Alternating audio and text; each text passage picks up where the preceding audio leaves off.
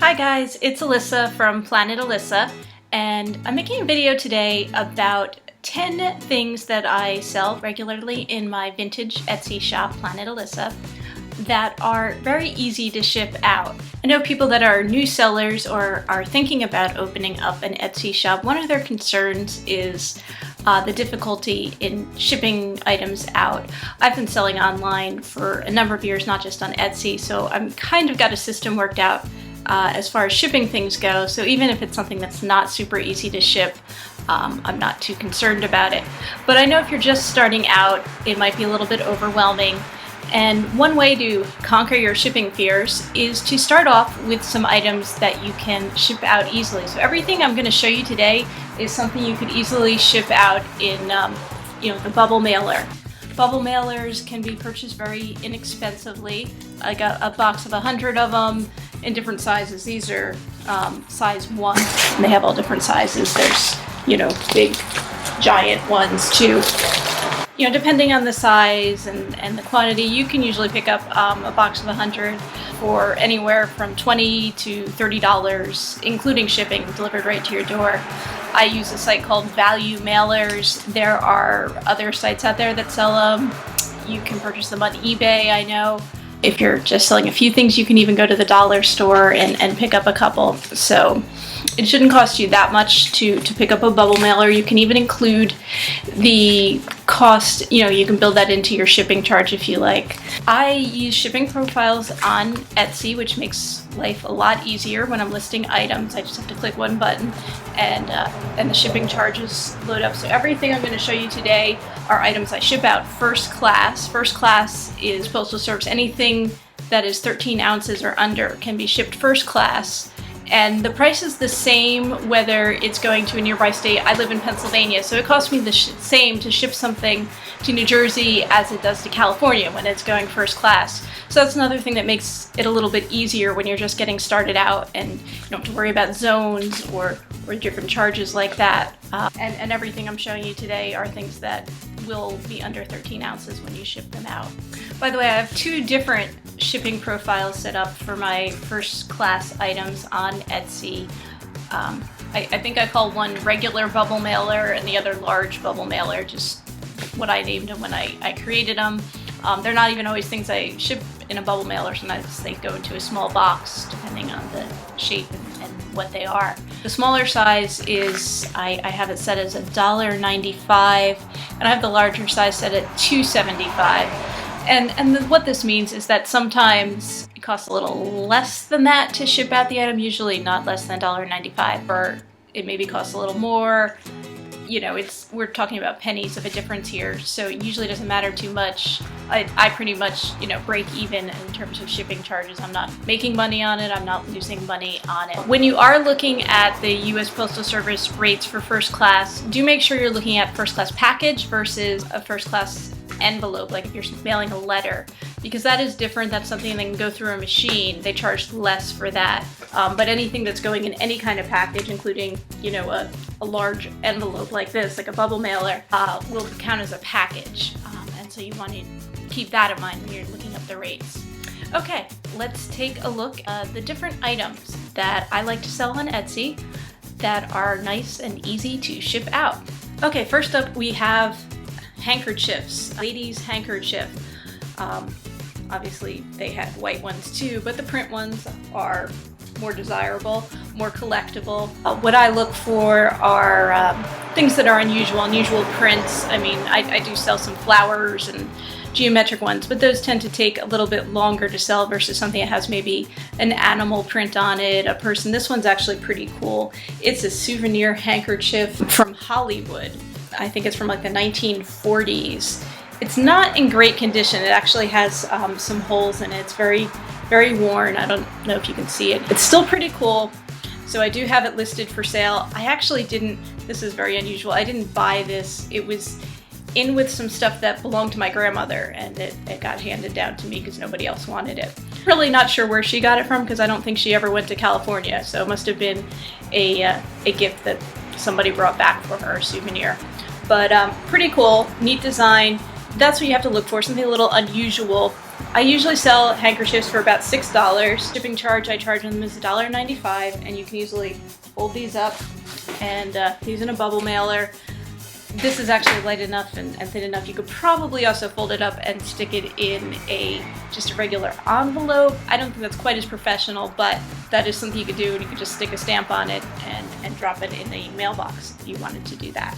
Another ladies accessory item that I sell pretty regularly, and which is nice and easy to ship out, ladies scarves. I don't know if you can see this. This one is an Expo 67 souvenir scarf.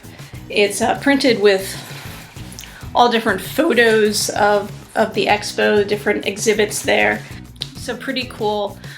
Again, the more unusual the design or print on something, a souvenir scarf for instance, or maybe something that has like an unusual, something you don't see every day. Flowers, polka dots, okay, I do sell those too. But again, they're a little slower to sell versus something that maybe was printed with, elephants or giraffes or some kind of, kind of cool and funky print. Scarves, this one I think is listed at like $15 or $16, I believe. The souvenir ones you could probably get a little bit more for, especially if they're in good condition like this one is. And down to maybe like, $8, $9 for one that's maybe not in as good condition or not as exciting. And again, you can just fold this up, stick this in a regular bubble mailer, and probably ship it for about $2. Postcards. Postcards are very collectible.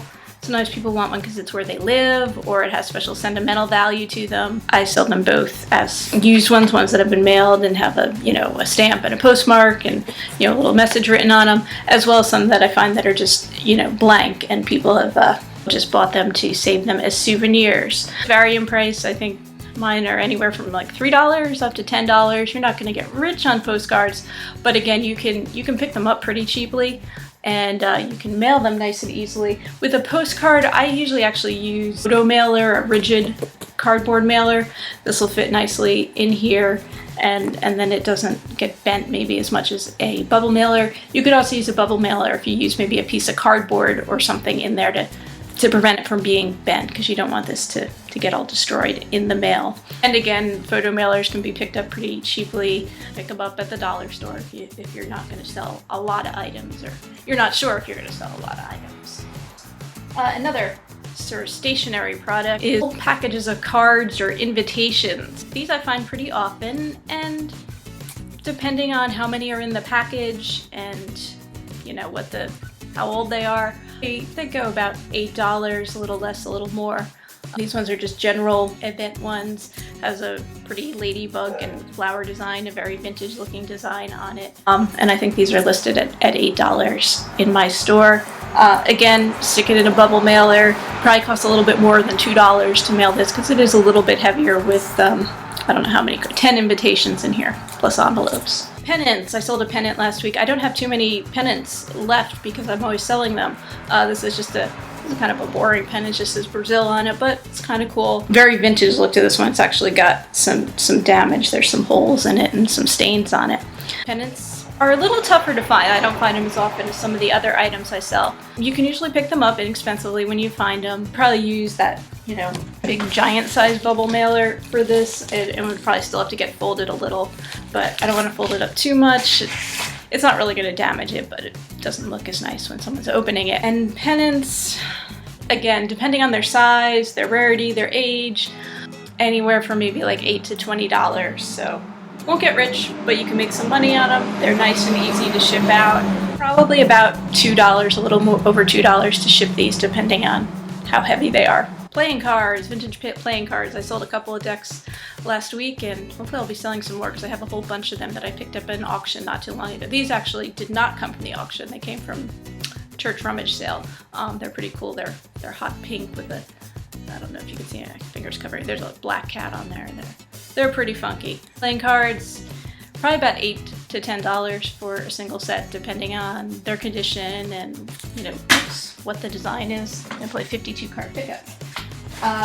Again, they can go in a bubble mailer and get shipped out cheaply that way. If you do get, sometimes they have like the bridge decks, the double decks of playing cards. Those are going to be a little heavier, so you have to watch out. They might put you over the 13-ounce limit, and then you're going to have to ship them as a priority mail item, which is the next step up from first class for U.S. Postal Service. Something else that's really easy to ship out are old buttons. Some people call them badges or pins. This is a rock band button for Skid Row, so back in my day, they were a popular band. You youngins probably won't have heard of them, but you can look them up. They're probably on iTunes. You won't get a lot of money for these. I usually sell them about $4 a piece, and you can pick them up for less than that. Originally, I had picked up a whole bunch of these and tried to sell them as a lot, and I think I sold one lot, but I still had 2 lots left over, and they weren't really selling. So I actually broke them up, sold them individually, making a little bit more money, and they actually sell a little quicker because people are interested in certain bands. So someone might be interested in Skid Row and not Metallica or whatever, the other way around. So yeah, these are easy to ship. Ship them in a bubble mailer, they'll get there just fine. Maybe the easiest thing to ship, although again you won't get rich on these, are old patches. This one I think is a Boy Scout one. It's like a Boy Scout logo on the side. It says Bucks County Council, Pennsylvania. That's where I live. These are nice enough that I usually offer free shipping on these and just stick them in a regular business envelope with the packing slip and stick a stamp on them and put them in the mail. So you can do that if you want really easy shipping. You don't have to make a trip to the post office. You can just drop them off anywhere there's a mailbox. So that's pretty cool. One item that's easy to ship out, and I can't even show it to you because they sell so well, I don't have any in my store, are vintage stickers. The kind of stickers maybe they sold at like Hallmark in the packages. I had some that were back in the 80s. We used to collect stickers, and you could just get little individual stickers on a piece of paper, and we'd stick them in our albums, and sometimes we would save them right on the backing, so you can resell those ones that are still on the backing as new old stock. And stickers sell really well on Etsy, so well that I don't have any right now to show you. Again, you won't get rich on stickers. They sell quickly, they're easy to sell, they're easy to ship. So if in your travels you happen to come across any, they're definitely worth picking up. Again, I don't find stickers too often in stores, thrift stores or at garage sales, but once in a while I do come across some and I buy them because I know I can sell them.